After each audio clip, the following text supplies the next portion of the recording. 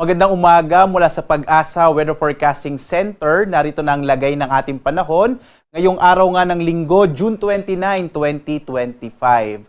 At ito po ang ating mga inilabas na thunderstorm advisory at rainfall information sa iba't ibang bahagi ng ating bansa. Meron tayong nakataas sa may area ng Cagayan, La Union, ilang bahagi ng Central Luzon at Calabarzon, kasama na yung Metro Manila.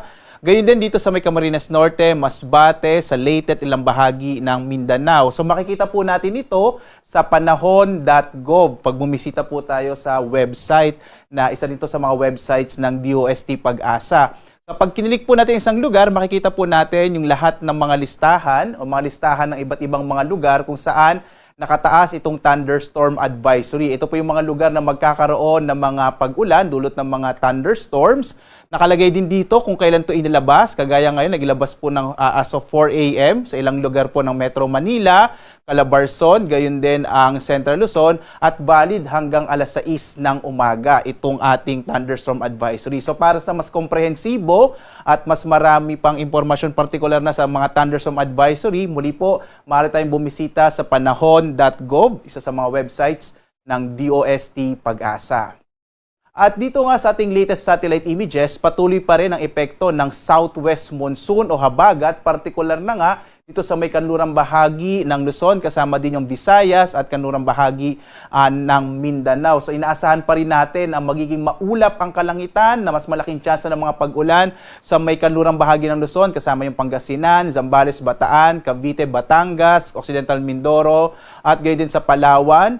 Kasama din dyan yung Metro Manila, malaking bahagi ng Kabisayaan, at dito sa may kanlurang bahagi ng Mindanao, yung Barm, Zamboanga Peninsula at Soc-Sargen. Sa lalabing bahagi naman ng ating bansa, patuloy na makararanas ng mga localized thunderstorms. Ito yung mga pag-ulan, pagkinat, pagkulog, na usually po nagkatagal na 1 hanggang 2 oras. At makikita natin, wala tayong minomonitor na anumang low pressure area sa loob ng Philippine Area of Responsibility. Ibig sabihin, wala pa tayong binabantayang maaring maging bagyo based sa ating pinakahuling datos sa mga sandaling ito.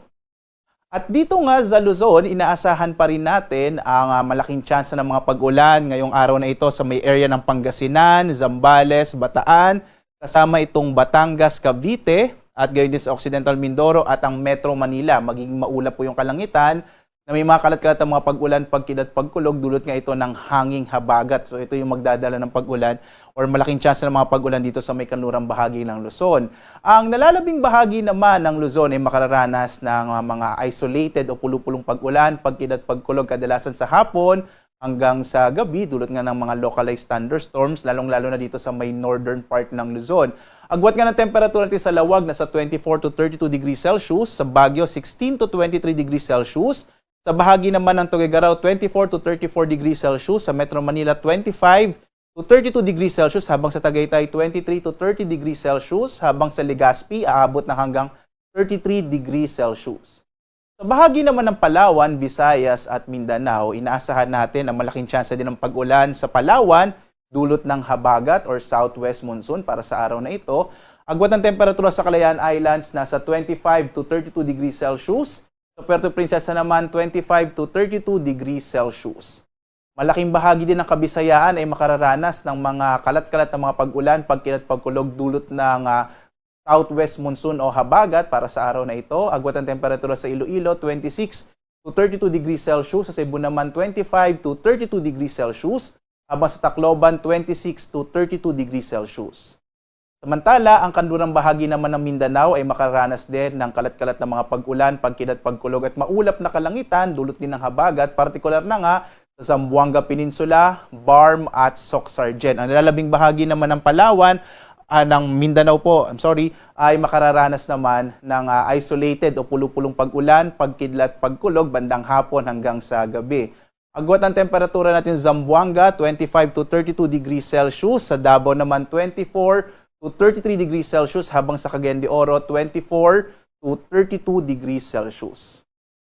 Sa lagay naman ng ating karagatan, wala po tayong nakataas na gale warning sa anumang bahagi ng ating bansa, sa mga baybayin ng ating kapuluan.